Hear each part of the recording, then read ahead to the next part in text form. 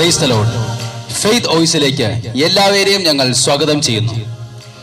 വിശുദ്ധ യോഹന്നാന്റെ സുവിശേഷം 15-ാം അധ്യായം 5-ാം തിരുവചനം ഇങ്ങനെ വെളിപ്പെടുത്തുന്നു: ആര് എന്നിലും ഞാൻ അവനിലും വസിക്കുന്നുവോ അവൻ ഏറെ ഫലം പുറപ്പെടുവിക്കുന്നു.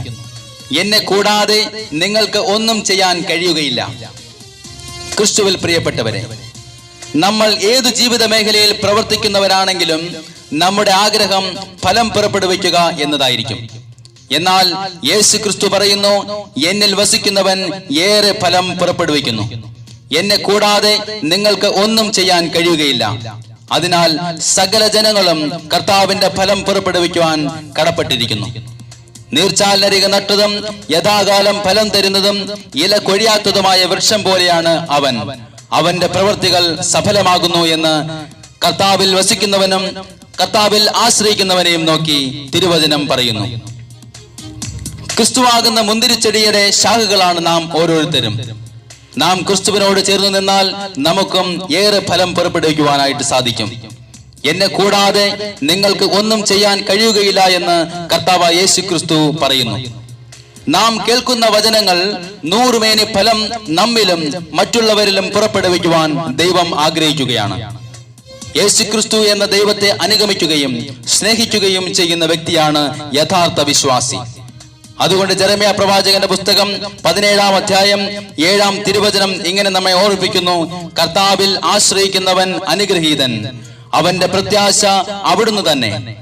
അവൻ ആറ്റുതീരത്തു നട്ട മരം പോലെയാണ്, അത് വെള്ളത്തിലേക്ക് വേരൂന്നിയിരിക്കുന്നു. അത് വേനൽക്കാലത്തെ ഭയപ്പെടുന്നില്ല, അതിന്റെ ഇലകൾ എന്നും പച്ചയാണ്. വരൾച്ചയുടെ കാലത്തും അതിന് ഉത്കണ്ഠയില്ല, അത് ഫലം നൽകിക്കൊണ്ടേയിരിക്കും. സ്നേഹമുള്ളവരെ, കർത്താവിന് വേണ്ടി ഫലം പുറപ്പെടുവിക്കുന്നവരായി മാറുവാൻ ഇന്നേ ദിവസം മുതൽ നല്ലത് കാണുവാനും നല്ലത് സംസാരിക്കുവാനും നല്ലത് കേൾക്കുവാനും നല്ലത് ചിന്തിക്കുവാനും നന്മയുടെ വഴിയിലൂടെ നടക്കുവാനും നമുക്ക് ശ്രമിക്കാം. വചനം പറയുന്നു, കർത്താവ് എന്റെ ഇടയനാകുന്നു, എനിക്കൊന്നിനും കുറവുണ്ടാവുകയില്ല. ഇന്ന് നമുക്ക് പറയാം, കർത്താവിന്റെ ശക്തി എന്നിൽ നിറച്ച് അങ്ങയുടെ ബലം എന്നിൽ പകർന്ന് എന്നെ ഓരോ ദിവസവും നടത്തണമേ. നമുക്കെല്ലാവർക്കും ചേർന്ന് പാടാം: യഹോവ എന്റെ ഇടയൻ, എനിക്കൊന്നിനും കുറവുണ്ടാവുകയില്ല. ഹല്ലേലൂയ.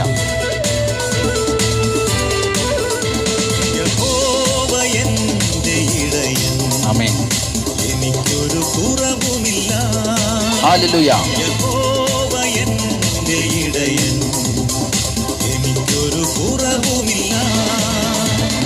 ശക്തി എന്നിൽ നിറച്ച ബലമെന്നിൽ പകർന്നു. ശക്തി എന്നിൽ നിറച്ച ബലമെന്നിൽ പകർന്നു. ജയത്തോടെ നടത്തണേ ദിനവും ദിനവും. ജയത്തോടെ നടത്തണേ ദിനവും ദിനവും. യഹോവ എന്റെ ഇടയൻ. ഹല്ലേലൂയ. എനിക്കൊരു കുറവുമില്ല. ആമേൻ. യഹോവ എന്റെ ഇടയൻ, എനിക്കൊരു കുറവുമില്ല. ഹല്ലേലൂയ. ജീവിതത്തിലെ കഷ്ടങ്ങൾ എന്നെ കുലുക്കാതെ എന്റെ കഷ്ടതയിൽ ആത്മാവിന്റെ ശക്തിയാകുന്ന ജയക്കൊടി വീശാൻ അങ്ങയുടെ ശക്തിയാകുന്ന പരിശുദ്ധാത്മാവിനെ എന്നിൽ നിറയ്ക്കണമെന്ന് ഞാൻ പ്രാർത്ഥിക്കുന്നു. അങ്ങയുടെ ബലത്താൽ ഞാൻ ഓരോ ദിവസവും ജയിച്ചു മുന്നേറുവാൻ ഞാൻ പ്രാർത്ഥിക്കുന്നു. നമുക്കൊന്നു ചേർന്ന് പാടാം: കഷ്ടങ്ങൾ വന്നാലും ഞാൻ കുലുങ്ങാതെ ജയക്കൊടി വീശുവാൻ എൻ്റെ കർത്താവിൻ്റെ കൂടെ ഞാൻ നിൽക്കും. ഹല്ലേലൂയ.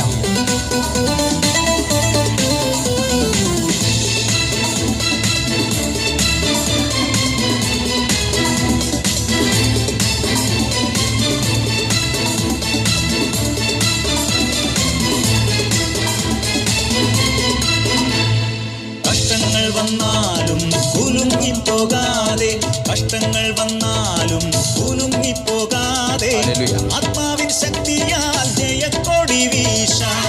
ആത്മാവിൻ ശക്തിയാൽ ജയക്കൊടി വീശാൻ. ശക്തി എന്നിൽ നിറച്ച ബലമെന്നിൽ പകർന്നു. ശക്തി എന്നിൽ നിറച്ച ബലമെന്നിൽ പകർന്നു. ജയത്തോടെ നടത്തണേ ദിനവും ദിനവും. ജയത്തോടെ നടത്തണേ ദിനവും ദിനവും. യഹോവ എന്റെ ഇടയൻ. ആമേൻ. എനിക്കൊരു കുറവുമില്ല. ഹല്ലേലൂയ. യഹോവ എന്റെ ഇടയൻ, എനിക്കൊരു കുറവുമില്ല. ഹല്ലേലൂയ. ആരൊക്കെ എന്നെ എതിർത്താലും എൻ്റെ വൈരികളുടെ നേരെ ജയഘോഷം മുഴക്കുവാൻ യേശുവേ അങ്ങയുടെ പരിശുദ്ധാത്മശക്തി എന്നിൽ അയക്കണമെന്ന് ഞാൻ പ്രാർത്ഥിക്കുന്നു.